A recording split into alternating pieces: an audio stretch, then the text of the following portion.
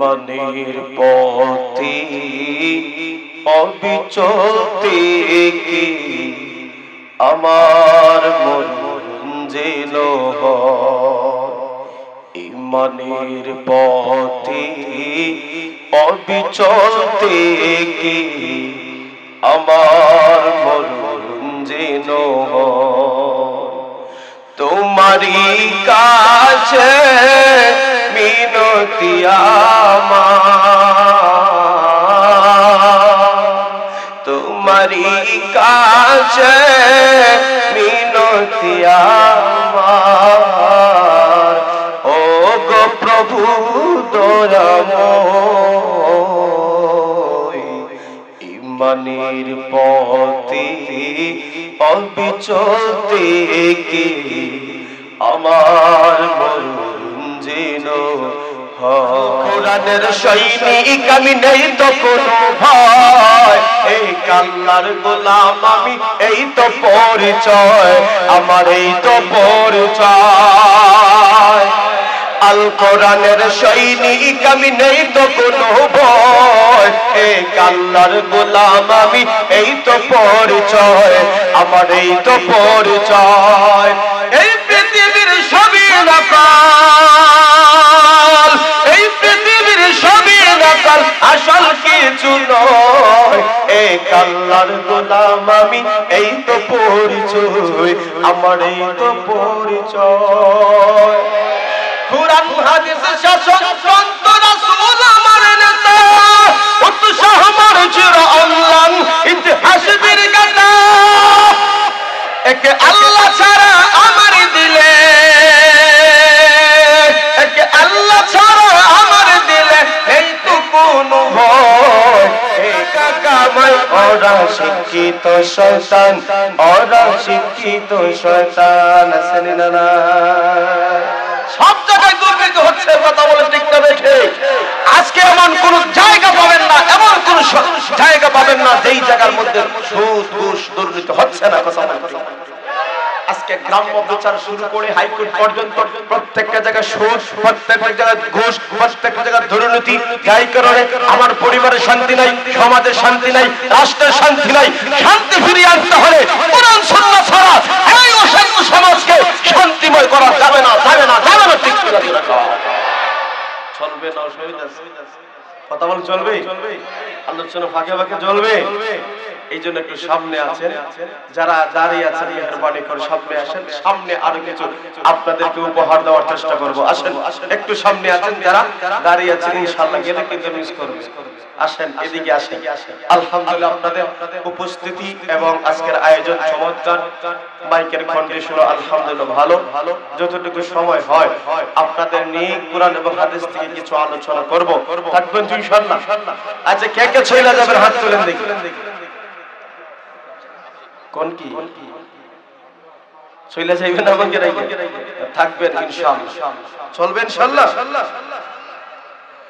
আলহামদুলিল্লাহ আলহামদুলিল্লাহিল্লাযী খালাকা কুল্লা শাই فأحسن خلقه وترتيبه وأدب نبيه محمدا صلى الله عليه وسلم ونشهد أن لا إله إلا الله وحده لا شريك له ونشهد أن سيدنا وسندنا وحبيبنا ومولانا محمدا عبده ورسوله الذي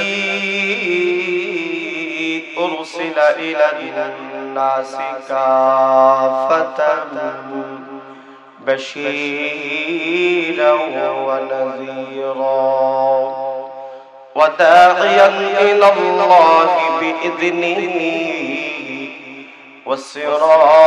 وسراجا منيرا أما أما بعد فأعوذ بالله من الشيطان الرجيم بسم الله الرحمن الرحيم اتل ما أوحي إليك من الكتاب وأقم الصلاة إن الصلاة تنهى عن الفحشاء والمنكر ولذكر الله أكبر والله يعلم ما تصنعون. وقال الله تعالى إن الله وملائكته يصلون على النبي يا أيها الذين آمنوا صلوا عليه وسلموا تسليما.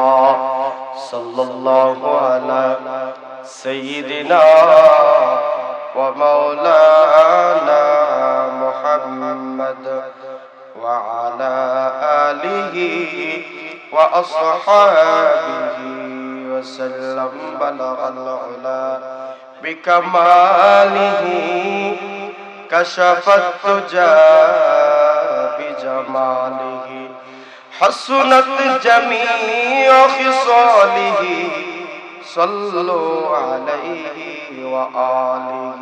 لا إله إلا الله لا إله إلا الله لا إله إلا الله لا إله إلا الله لا إله إلا الله لا إله إلا الله لا إله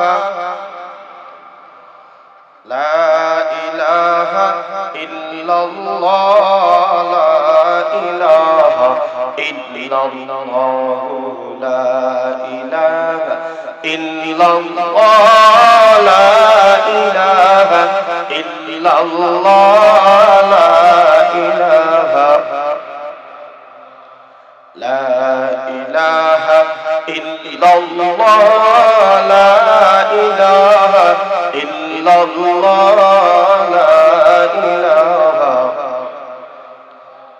لا إله إلا الله لا إله إلا الله لا إله زوري لا إله إلا الله لا إله لا إله إلا الله محمد رسول الله صلى الله عليه وسلم. ইমানের পথে অবিচল থেকে আমার মন যেন ইমানের পথে অবিচল থেকে আমার মন যেন তোমারই কাছে মিনতি আমার তোমারই কাছে মিনতি আমার ও গো প্রভু দয়াময় ইমানের পথে অবিচল থেকে আমার মন যেন হয়। সকলে বলেন আমিন। আলহামদুলিল্লাহ। তাফসীরুল কোরআন পরিষদ নাবাকাজি এর উদ্যোগে 3 দিন ব্যাপী 23তম তাফসীরুল কোরআন মাহফিলে শ্রদ্ধাভাজন সম্মানিত সভাপতি সাহেব, আজকের তৃতীয় দিন সভাপতিত্ব আসন অলঙ্কিত করেছেন হযরত মাওলানা খালেদ আহমদ সাহেব, সাবেক ইমাম ও খতিব লামাকাজি বাজার কেন্দ্র জামে মসজিদ। আমার পূর্বে যিনি চমৎকার আলোচনা করেছেন মুফতি আলী হাসান ওসামা সাহেব দামাত বারাকাতুহুম, আমার পরেও গুরুত্বপূর্ণ আলোচনা করবেন। আমরা মহান আল্লাহ পাক রব্বুল আলামিনের দরবারে অসংখ্য অগণিত নিয়ামতের শুকর আদায় করি, যিনি আমাকে আপনাকে দয়া করে মায়া করে নুরানি এক মাহফিলে, গুনাহ মাফের এক মাহফিলে আসার বসার তৌফিক দান করলেন। আমরা সকলেই অন্তরের অন্তঃস্থল থেকে কালিমাতুশ শুকর আদায় করছি আলহামদুলিল্লাহ। আপনাদের কাছে আমার একটি আবদার থাকবে, এখানে যারা আমরা বসে আছি, প্রথম কথা হচ্ছে আমরা সকলেই সজাগ থাকবো ইনশাআল্লাহ। দ্বিতীয় কথা হলো আমার কথাগুলো আপনারা বুঝেন কে বোঝেন না, প্রয়োজন যেই জায়গায় হা বলার কথা হা বলবেন, না বলার কথা না বলবেন, পারবেন না ইনশাআল্লাহ। কথাগুলো বুঝতে হবে, আমলের নিয়তে বসতে হবে। আজকে আমাদের দেশে ওয়াজ মাহফিল কম না বেশি হয়? বেশি হয়। এই ওয়াজ মাহফিল আমাদেরকে বিভিন্ন বিষয়ের দিক নির্দেশনা আমাদেরকে দেয়, কারণ আমাদের দেশে একাডেমিক শিক্ষা, ইসলামী একাডেমিক শিক্ষা খুবই কম। বেশি থেকে বেশি যারা মাদ্রাসায় পড়ে নাই তাদের শিক্ষার জায়গা হচ্ছে মসজিদের মক্তব। কথা বলেন না কি? ইশারা দিয়ে ঠিক করে লাগেন, সময় নিয়ে বেশি থেকে বেশি আমাদের শিক্ষা, ইসলামী শিক্ষার যে মৌলিক বিষয়গুলো শেখার চেষ্টা আমাদের হয় অধিকাংশ মক্তব পর্যন্ত, এরপরে নাই।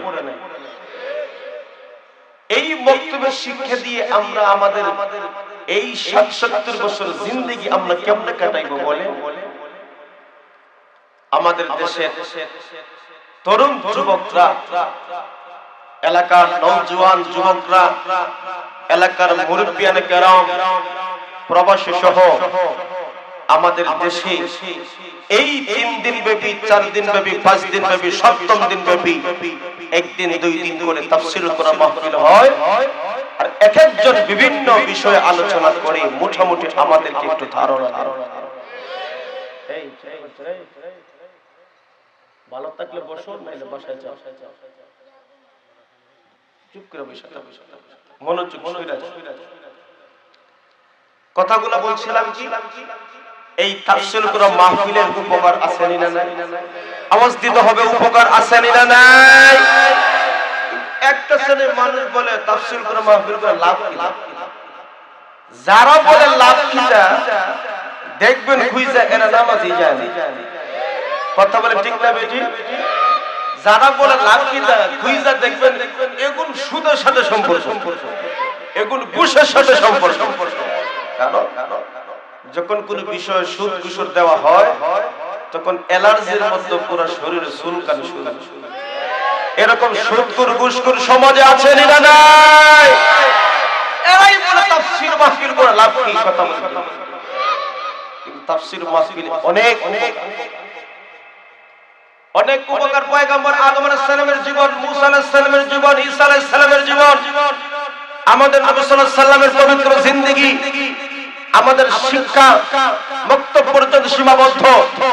কিন্তু যখন নবীদের নাম বলা হয়, নবীদের জীবনী বলা হয়, রিকশা ড্রাইভার পর্যন্ত নবীদের জীবনী পড়তে পারে, কইতে পারে। কথা বলতে কোথায় শিখছে? এই লামাকাজির মত তাফসীর করার মাহফিল পাড়ায় পাড়ায়, মহল্লায় মহল্লায়, এলাকায় এলাকায় যেন হচ্ছে, এই তাফসীর করার মাহফিল থেকে বিভিন্ন বিষয় শিখার সুযোগ আছে। এগুলা দরকার আছে নি? অবশ্যই।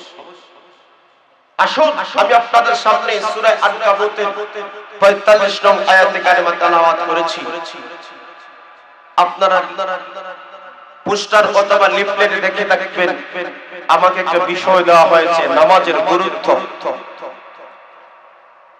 আমরা মুসলমান যেই ইবাদতের মধ্যে বেশি দুর্বলতা, যেই ইবাদতে আমরা অমনোযোগী, সেটা হচ্ছে নামাজ। কথা বলেন, আমরা নামাজকে সঠিকভাবে আদায় করি না।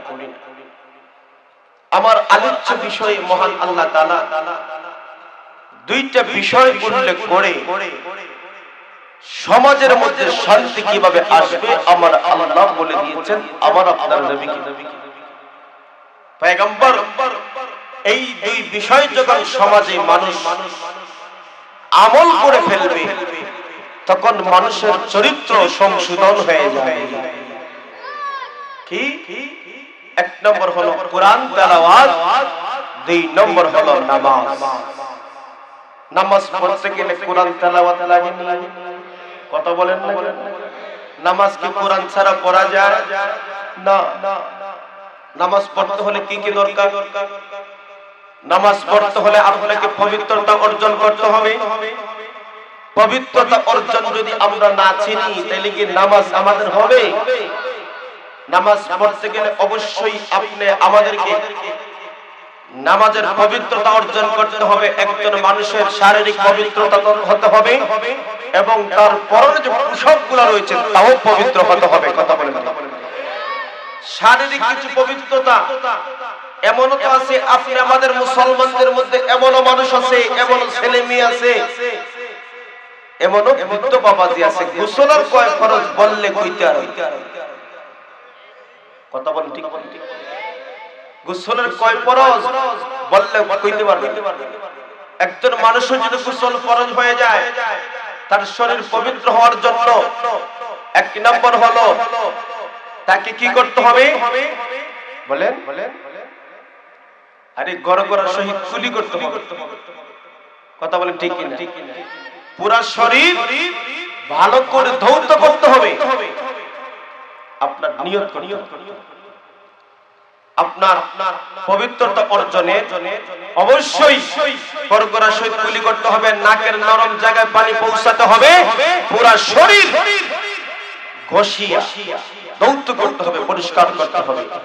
এই তিন ফরজ যদি আমি করি না, একটা চুল যদি আপনার শরীরে শুকনা থাকে, একটা চুল কি আঙ্গুলের মতন বড় না একবারে বাড়ি, একটা চুল পরিমাণ জায়গা যদি আপনার শুকনা থাকে তাহলে আপনার গোসল ফরজ আদায় হয়। দেখছেন আপনি গোসল করছেন কিন্তু সামান্য জায়গা শুকনা, আপনি অপবিত্র না পান। এখন আপনি যদি নামাজ পড়েন নামাজ হবে? কথা বলেন, হবে? আপনার পোশাক পবিত্র থাকতে হবে। আপনার ওযু কিভাবে করতে হবে অবশ্যই জানা থাকতে হবে। ওযু ভঙ্গের কারণগুলো জানা থাকতে হবে। আপনার নামাজ পড়ছেন, ওযু ভঙ্গের কারণ 7টা, এর মধ্যে একটা হয়ে গেছে কিন্তু আপনি ওযু ভঙ্গের কারণ জানেন না। এখন নামাজও পড়তেছেন, নামাজ যতই পড়েন কিন্তু ওযু তো আপনার শেষ, নামাজ কি কবুল হবে? কিন্তু আপনারা মনে মনে বলেন আমরা তো নামাজ পড়তেছি, ওযু ভঙ্গের কারণ 7টা, এই 7টা কেউ বলতে পারবে? নামাজের বাহিরে এবং ভিতরে ফরজ আছে, নামাজের ওয়াজিব আছে, নামাজের ভঙ্গের কারণগুলো আছে। এইগুলো আমরা কয়জনে জানি? কথা বলে ঠিক জানি না। এই বাহ্যিক যে পবিত্রতা এগুলো যদি আমার না থাকে তাহলে নামাজ যতই পড়ে আমার নামাজ কাজ হবে? নামাজ পড়তে গেলে অবশ্যই কোরআন তেলাওয়াতের দরকার আছে না নাই? এই জন্য আল্লাহ পাক রব্বুল আলামিন বলেন কুতুনু মা উহিয়া ইলাইকা মিনাল কিতাব।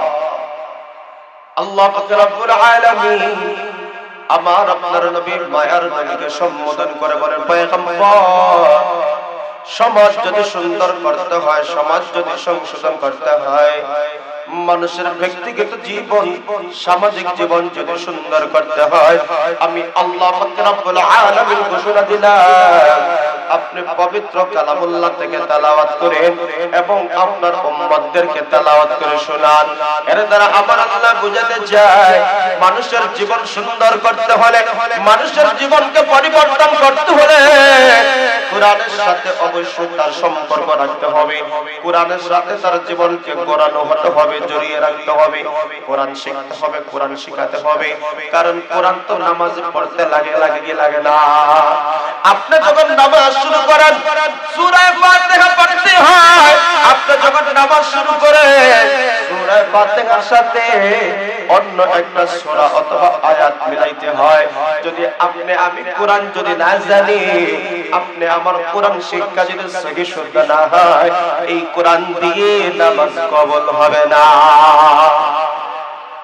এই জন্য আল্লাহ তাআলা বলেন, আগো পয়গম্বর, সমাজটাকে পরিবর্তন আনার জন্য, সমাজটাকে সুন্দর করতে হলে অত্যন্ত জরুরি হলো কোরআন তেলাওয়াত, কোরআন তেলাওয়াত।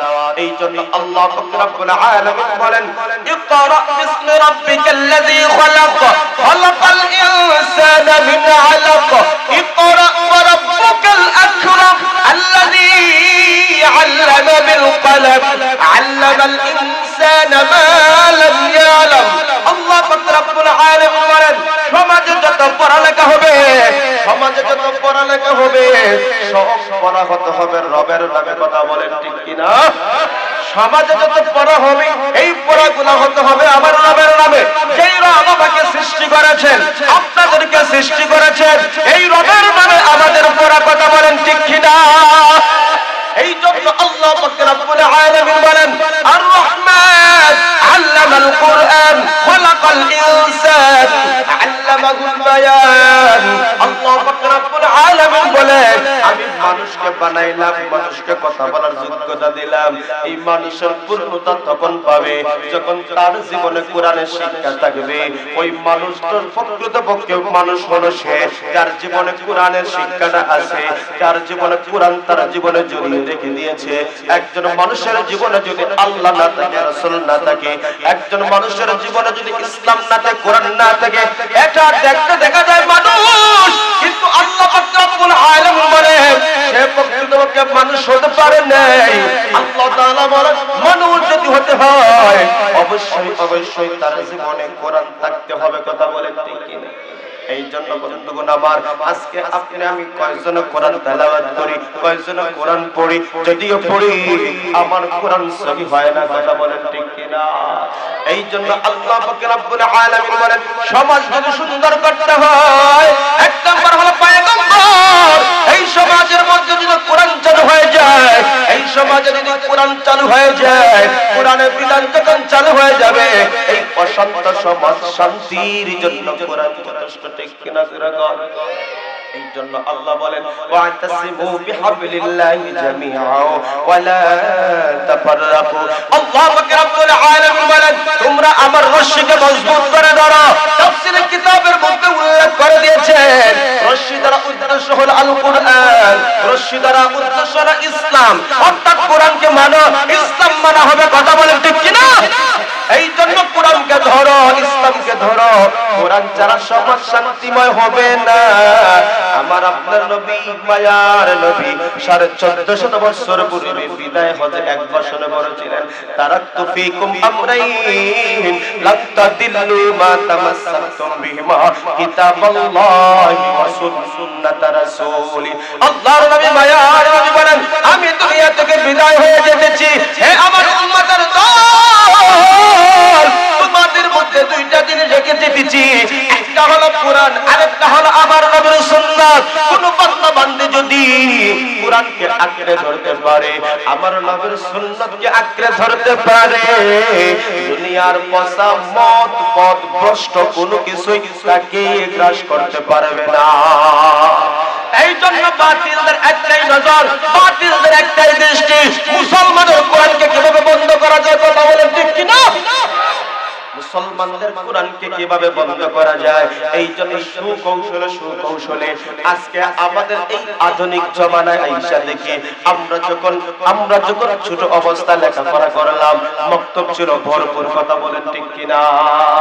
মক্তব ছিল পুরো ভরপুর, কত আনন্দের সাথে সাথে ছোট বাচ্চারা বক্তব্য গেছে, আজকে বক্তব্য ছাত্র শূন্য কথা বলতে, বাস্তব কথা বলছি, উত্তর দিয়েন। আজকে বক্তব্যগুলো শূন্য, কেন শূন্য জানেন?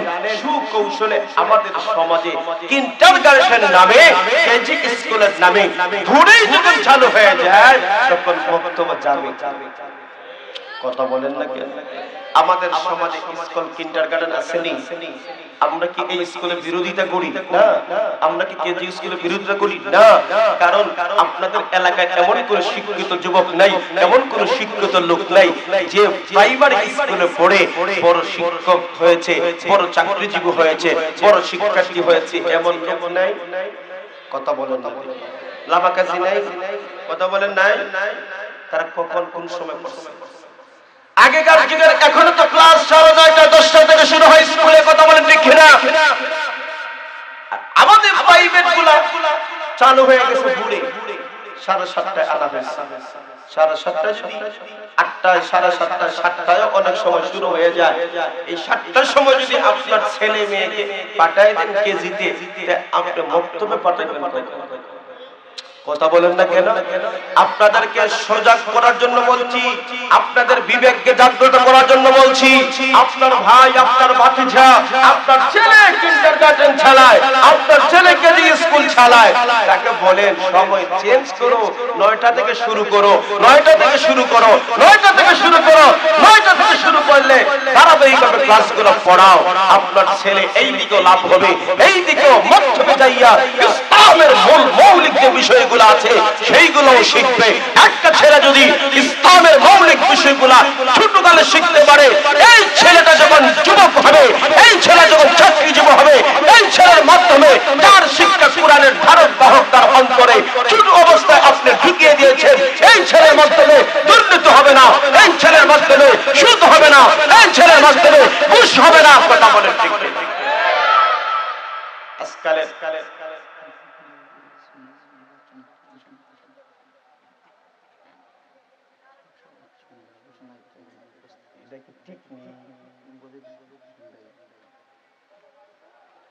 আপনাদের মেহমান মেরাজুল হক সব আসছেন, শুনছেন নি? আপনারা খুশি নি? ঘোষণা দেওয়ার জন্য বলছে। এই জন্য যারা আশপাশে আছে চলে আসেন। আমি আর বেশি আলোচনা করার মতো সুযোগ পাইব না। মেহমান যেহেতু চলে আসছেন, যে আর কি আলোচনা সুযোগ থাকবে? যাক যতটুকু হয় আলোচনা চলবে। আসেননি আপনারা? কথা বলেন আসেন তো? আলোচনা মোটে চলে গেছে। কি বলছিলাম বলেন তো? তো আপনার ছেলে, আপনার ভাই ভাতিজা কিন্ডারগার্টেন গুলো চালায়, উনাদেরকে বলেন বাবা সময় চেঞ্জ করুন। কথা বলে ঠিক কিনা? আমাদের দেশের সবচাইতে হাই লেখাপড়ার অধিকাংশ ছেলে মেয়েদের হয় বক্তব্য। কথা বলে ঠিক না বেঠিক? আর এই কিন্ডারগার্টেনে এমন তাকাইছি, এমন মাথা ধুলাই দিছে ভাই। ছোট বাচ্চা সাজগোজ করার কথা, ছোট বাচ্চাদেরকে আপনি ভালো কাপড় চোপড় পরাইয়া স্কুলে নেওয়ার কথা, তার চাইতে দেখা যায় যিনি নিয়ে যায় ম্যাডাম তার চাইতে বেশি সাজে। কথা বলেন ঠিক না বেঠিক? এটা একটা হিরিক পড়েছে। কথা বলেন ঠিক? বাজান থেকে ঘুমাইয়া আম্মা জান যায় আঙ্গুলে লইয়া। কথা বলেন ঠিক না বেঠিক? শহর তরিতে বাজান থেকে বিছানায়, নরম বিছানায় ঘুমাইয়া, আর আম্মা জান যায় সন্তানের নিয়ে। একই সূত্রের গাথা, একই সূত্রের গাথা, একই সূত্রের গাথা। যাতে সমাজ থেকে মুসলমানের শিশুদেরকে কোরআন বিমুখ করা হয়, একই সূত্রের গাথা। যাতে আধুনিকতার নামে আমার ইসলামকে ব্যঙ্গ করা হয়, একই সূত্রের গাথা। আধুনিকতার নামে ইসলামের গুরুত্বপূর্ণ একটা বিধান হচ্ছে, সেটা হচ্ছে মা বোনদের পর্দা যাতে লঙ্ঘন করা হয়, একই সূত্রের গাথা। অশ্লীলতার সব দিকে সয়লাভ হয়েছে, অশ্লীলতাকে মুক্তি পেতে হয়। কোরআন এবং সুন্নাহ ছাড়া এই অশ্লীলতা থেকে মুক্তি পাওয়ার সম্ভাবনা নাই। কথা বলেন ঠিক কিনা? এই জন্য আমরা করু গরু চুরি আমার ভাইদেরকে বলছি, যারা এই প্রতিষ্ঠানগুলো চালা আল্লাহকে ওয়াস্তে মেহেরবানি করে 8:30 9টা থেকে শুরু করেন, আর মক্তবে আপনার কচিকাচা ছোট ছোট বাচ্চাদেরকে আপনি মক্তবা পাঠায় কোরআন শিখান। কারণ আমরা মুসলমান যেহেতু কোরআন অবশ্যই শিখতে হবে, অবশ্যই শিখতে হবে। একটা সময় যখন আফসোস হবে, সেই দিনকে আফসোস করে শেষ করা যাবে। এই জন্য আল্লাহর নবী বলেন খায়রুকুম মান তাআল্লামাল কুরআনা ওয়া আল্লামা। আল্লাহর নবী বলেন তালাবুল ইলমি ফারিদাতুন আলা কুল্লি মুসলিম। এই জন্য বন্ধুগণ আমার, আল্লাহ পাক রব্বুল আলামিন বলেন ও পয়গম্বর, সমাজ যদি সুন্দর করতে হয়, সমাজ যদি সুন্দর করতে হয়, কোরআন ছাড়া সমাজ সুন্দর হবে না। কোরআন পড়তে হবে, বুঝতে হবে, কোরআন মাফিক জীবন যাপন পরিচালনা করতে হবে। আজকে সারা পৃথিবী জুড়ে অমুসলিমরা কোরআনকে মিটিয়ে দেওয়ার জন্য চতুর্মুখী ষড়যন্ত্র করছে। লামাকাজি মুসলমানদের কণ্ঠ থেকে শুনতে যাই, কোরআনের জন্য, ইসলামের জন্য যদি নিজের রক্ত জোড়াতে হয়, কে কে রাজি আছেন? আল্লাহকে হাতটা তুলে দেখায় দাও।